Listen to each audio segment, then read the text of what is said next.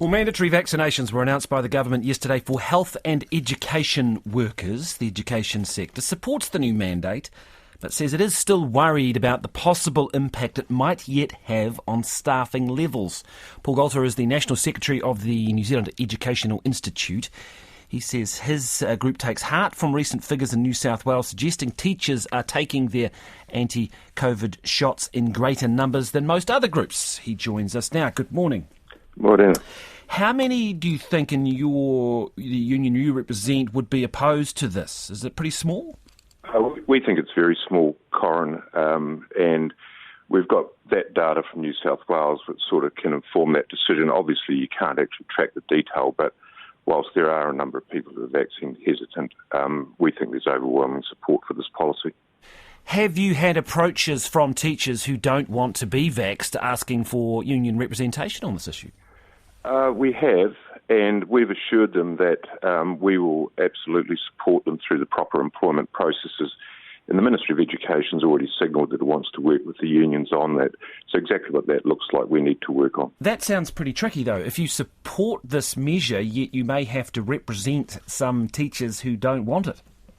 Well, it's tricky, and in another way, it's fairly standard. There's proper and well-accepted employment processes now which apply in any circumstance like this. People have a right to a fair hearing. We have to check out what the options are for those people. Every case must be dealt with on its own merit. So we just apply that standard employment law processes to these cases. But ultimately, it is, as I understand it, it's going to be pretty clear-cut about what's going to be expected of educators.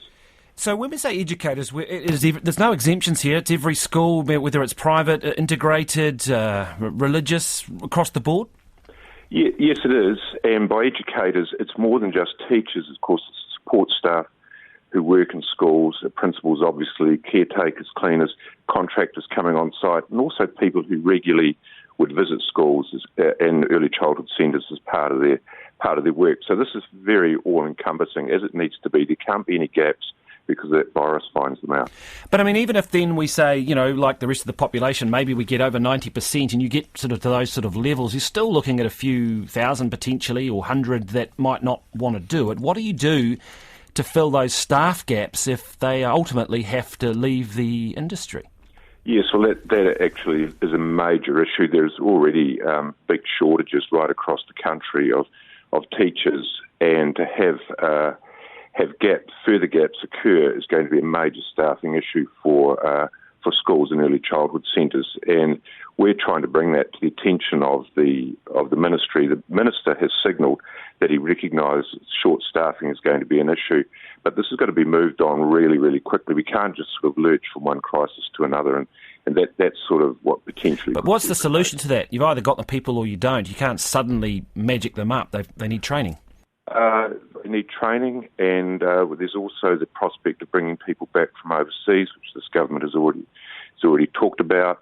And quite simply, this is not going to go away. So we need to start setting these signals, if you like, right now, not just waiting for these emergencies. Do you expect the ministry and schools to facilitate teachers to get tested, say if it's a work day and they want to get a vaccination?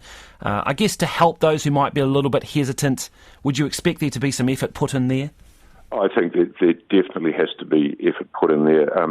There are no doubt a lot of people who are vaccine hesitant, and work needs to be done with them. But also testing needs to be made easy. Therefore, people in early childhood centres and schools need to be able to leave the job and go away and get those tests done when those centres are opening.